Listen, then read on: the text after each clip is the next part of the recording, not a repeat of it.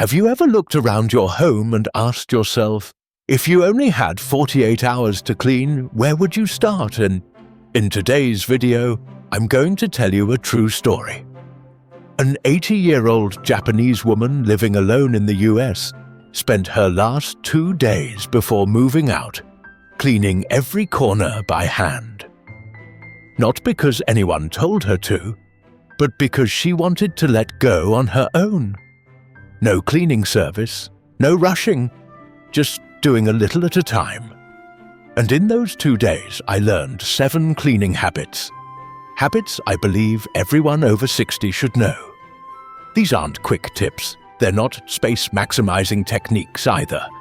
They're a way of living, a way of looking at each item and asking, who am I keeping this for? A way of choosing to keep an old wooden comb instead of a new set of chairs. A way of writing a small note to go with a gift, so no one has to guess later. A way of wiping down a wall to close a memory without erasing it. And most importantly, a way to let the house and the mind breathe again. If you've ever felt suffocated by your belongings, ever thought old age meant not having the strength to clean, or ever wished to live a little lighter, this video might help you begin. Don't forget to like, share, and subscribe if you find this content helpful. Your support keeps us going. Thank you for being here. I got a call from Mrs. Noriko on a Thursday morning. Her voice was still as gentle as always. But this time she said they would come clean out her house Saturday morning. Just 48 hours left. I asked, "You're moving?" She nodded.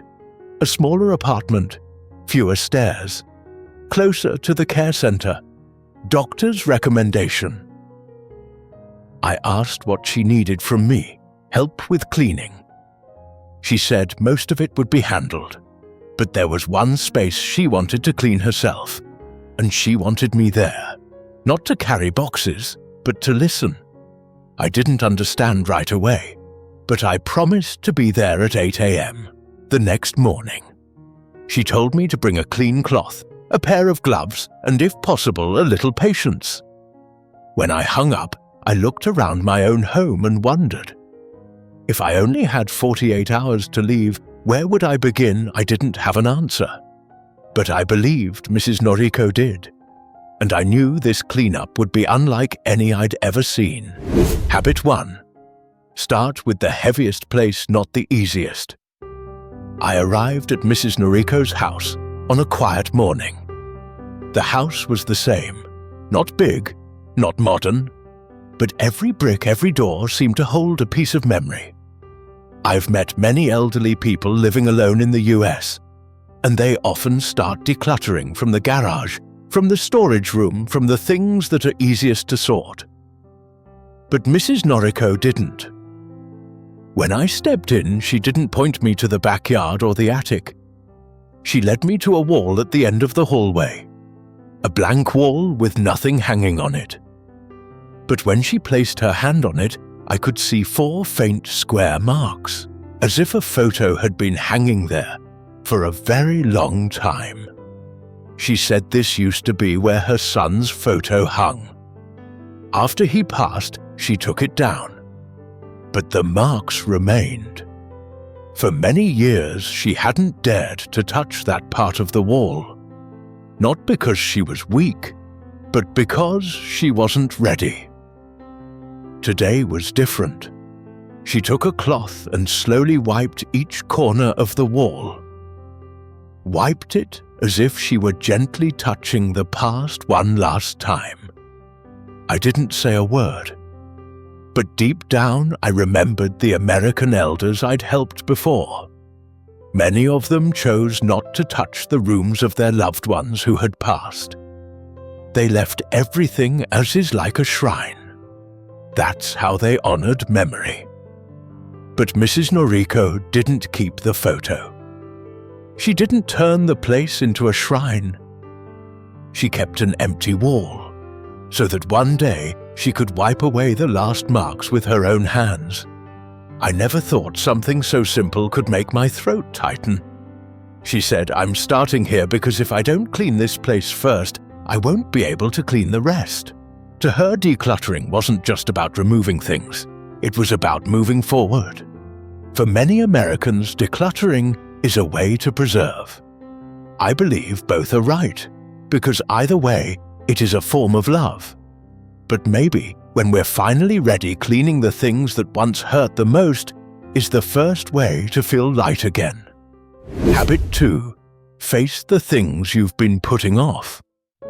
After wiping down the old wall, Mrs. Noriko stood silently for a moment, then walked over to a small wooden table by the window. She bent down and pulled out a brown paper box tied with a faded silver string. She said, "This box isn't big, but it holds everything I once said I would get to later." Hearing that made my throat tighten. Not because she said anything dramatic, but because I have a box like that too. Maybe everyone does. If it's not under a table, it's somewhere in a drawer on a shelf, or even in our minds. She opened the box and took out what seemed like useless things.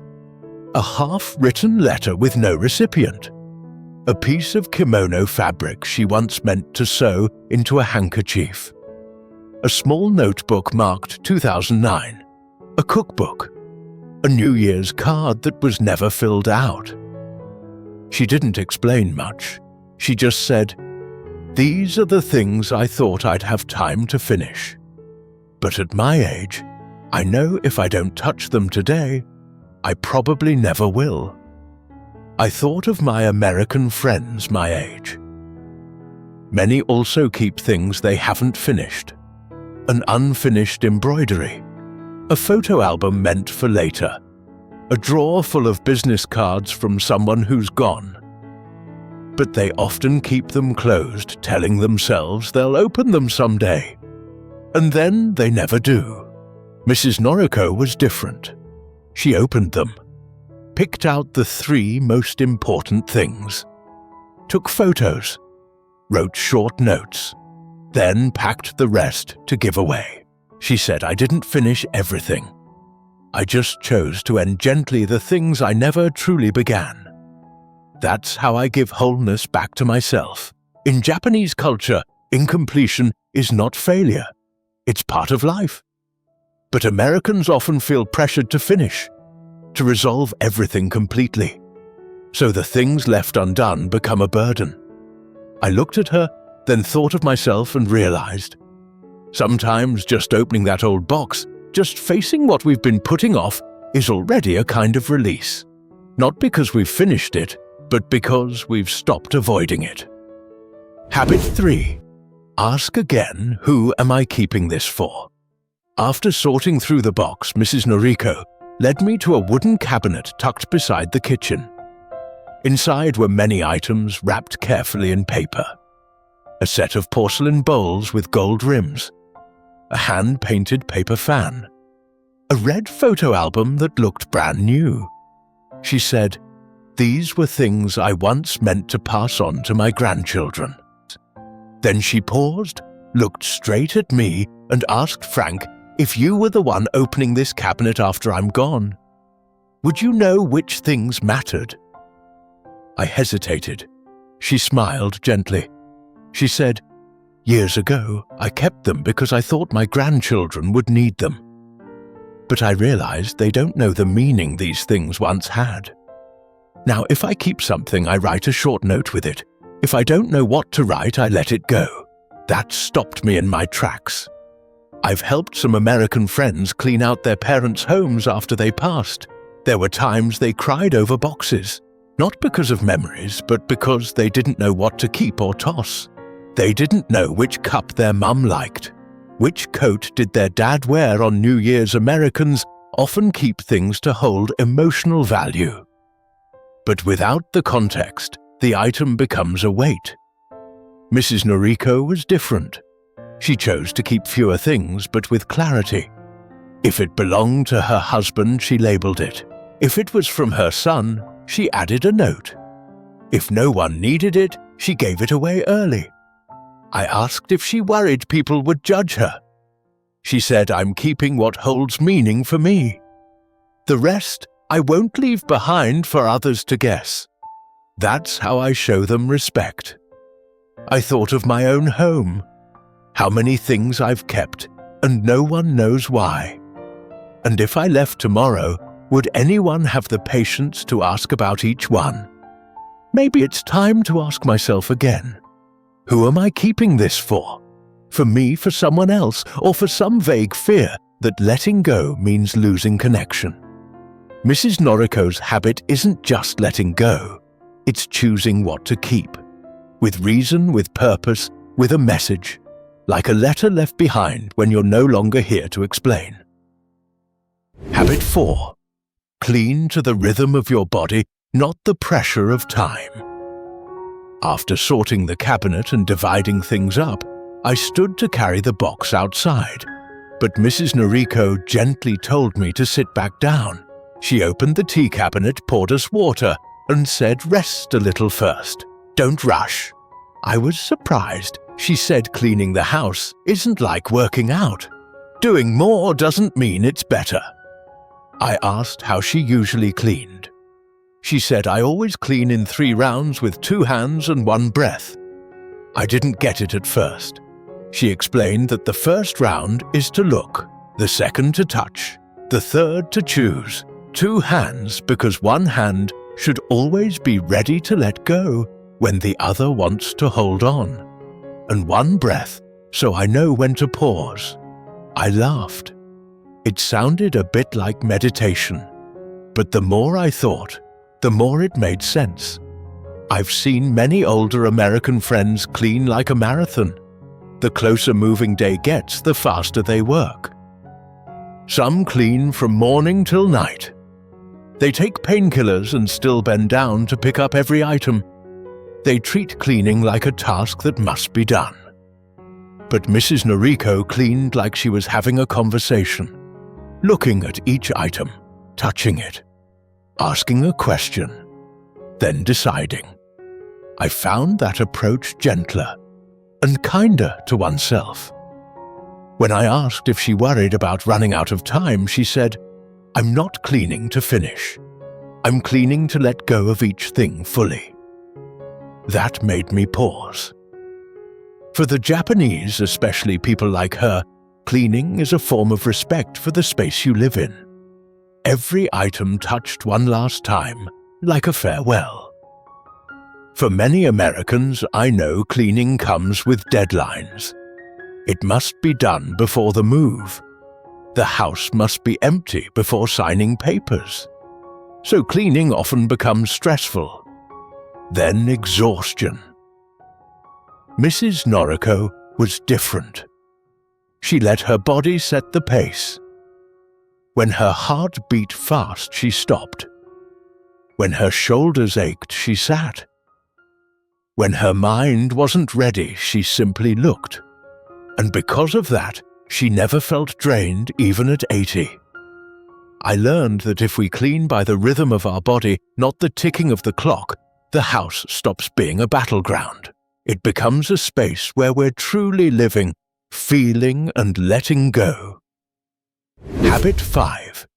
Keep what represents you. That afternoon, Mrs. Noriko asked me to help open a small drawer in the bedroom. Inside was an old ebony dressing table. The paint was chipped on the handle.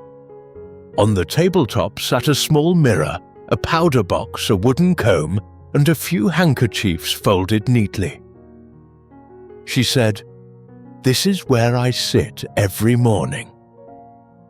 Not to look pretty, but to see myself a little each day." I looked at the comb. It was old but clean. The handle is worn smooth. She picked it up and gently ran her fingers along it, like touching a memory. I asked, "Which item do you plan to keep?" She said, "Just the comb." I was a little surprised. She smiled. "This comb came with me from Japan to the US, from when my hair was black to now, when it's white. It's not expensive, but every morning I use it to remind myself I'm still alive. Still me. In Japanese culture, an object is not just a tool. Each item carries a part of the user's soul. We don't keep things for their price, but for how they represent who we are. I thought of my American friends. When they clean out their homes, they often keep the big, valuable items. Paintings, chairs, clocks. Things everyone notices. But sometimes they forget to keep the smallest things, like an old nightgown or the cup they use every night. Maybe they don't think it matters. But Mrs. Noriko was different. She chose to keep the comb, not to use but to remind that no matter where I live, no matter how small the home becomes, I am still there. I looked at myself. If I had to move, what would I keep to remind me who I am? I didn't have an answer. But I realized that out of everything I could keep, I should choose something small, something close to myself, like a thread that ties the past to the present, between where I used to live and where I'm going next. Habit 6. Let your home breathe with you. Not let the past hold you back. I returned to Mrs. Noriko's house the next morning. It was still the same house, but the feeling had changed. No more boxes waiting to be sorted, no more extra chair pushed awkwardly in a corner. The tea table was wiped clean. There was a single white chrysanthemum in a vase. One chair faces the window. A book lay down as if someone had just been reading. Mrs. Noriko welcomed me in. She didn't say much. Just poured tea, sat down and said, "I've cleared everything I don't need and kept only what I truly live with each day." I asked, "Why didn't you leave a few things for memory?" She said memories don't need to be repeated too often. Every time I walk through this home, I don't want to see the me from 30 years ago. I want to see who I am today. I once heard older Americans say their home is a place to store the past. They hang family photos everywhere, keep letters, hold on to their grandchild's toys even when the child is grown. That's how they keep a part of their life. But sometimes that very thing keeps them from moving forward. Everywhere they look, they see what's gone. Mrs. Noriko was different. She didn't hide memories. She only kept the parts of memory that still live in the present. A dish towel, a notebook, a pair of chopsticks that fit her hand. Her home wasn't empty, but it was light, because it wasn't held down by things that had already ended. I asked, "Do you feel regret?" She shook her head. "I don't need more things to remember. I need space to breathe." A simple sentence, but it stayed with me. I've had mornings where I woke up and felt overwhelmed by my own home. Not because it was messy, but because everything in it made me feel unfinished. Mrs. Noriko was different. When she walked into a room, nothing pulled her back. Everything gently reminded her that she is still living. Today, here. And that is a kind of freedom I began to crave. Habit 7. Leave behind what you want others to know. I stood up ready to leave. The cleaning was done. Nothing left to sort. Nothing hidden in drawers. Mrs. Noriko walked me to the door. Her steps were slow but steady. I thanked her and stepped off the porch, heading toward the car. But after a few steps I turned around and asked, "Is there something you want others to know? I mean, after you're gone. If someone opens a cabinet or steps into that room, what do you want them to see?" She was quiet, then nodded, told me to wait a moment. She went inside and came back with a folded paper in a plastic sleeve. On it were 7 handwritten lines, 7 things. She called them the things I want to keep after living 80 years. I took it and read each line slowly. Every line was something simple. Keep the habit of washing your hands when you come home. Keep greeting people with your eyes. Keep the wooden comb I've used for decades. Nothing grand. But each thing held deep personal meaning. I thought of older Americans. When they pass, they often leave behind houses, assets, and important documents. But few leave a page telling what they truly wanted to pass on. The things that made them who they were. Maybe because Western culture values independence, people rarely say what's deeply personal. Mrs. Noriko didn't want others to guess. She wrote it down. Not to make anyone keep it, but so someone might understand. I think that habit isn't just about leaving behind objects. It's about leaving a part of your way of living. A sheet of paper, a few lines, but enough to help someone understand who once lived here.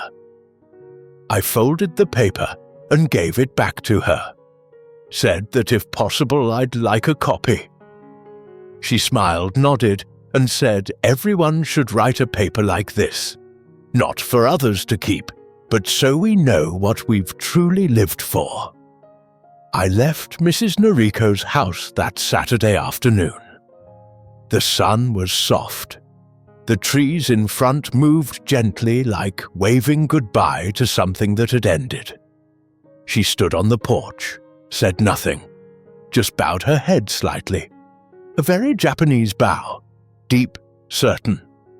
I didn't record video, didn't take photos, didn't save any item, but every detail from those 2 days stayed with me, as if they were part of my memory. Mrs. Noriko didn't explain much. She simply lived, and invited me to witness how she let go of each thing. No drama, no sadness, just simple actions, repeated with presence. From the wall where her son's photo once hung. From the box of things she had put off. From the cabinet she thought her grandchildren would need. From the old wooden comb. From the tea table with one flower and an open book. And finally from a handwritten paper, like a small map leading back to herself. In those 48 hours, I saw 7 habits she had practiced for years. Start with the heaviest place. Face what you've put off. Ask who you're keeping things for. Clean by the rhythm of your body, not the deadline. Keep what represents you. Let the house breathe with you, not hold you back. And finally, write down what you want others to know. I used to think cleaning the house was tiring. But Mrs. Noriko showed me it can also be a way of living. A way to slow down, to breathe, to remember, and then to move on. If you've stayed until now, maybe you're also thinking about your own home. Maybe you're living among old things. Maybe you don't know where to begin. I don't have the perfect answer. But I believe, just like Mrs. Noriko, you can begin with one small thing, one small corner, one item, one question. Who am I keeping this for? And from there, you will begin to clean. Not just your home, but your heart. Thank you for staying until the end of this story. If you found this helpful, please subscribe, and leave a comment so I know you're there. Your presence is a precious gift. See you in the next story, where we'll keep learning how to live simpler, lighter, and truer. One step at a time. For now, goodbye, and take care.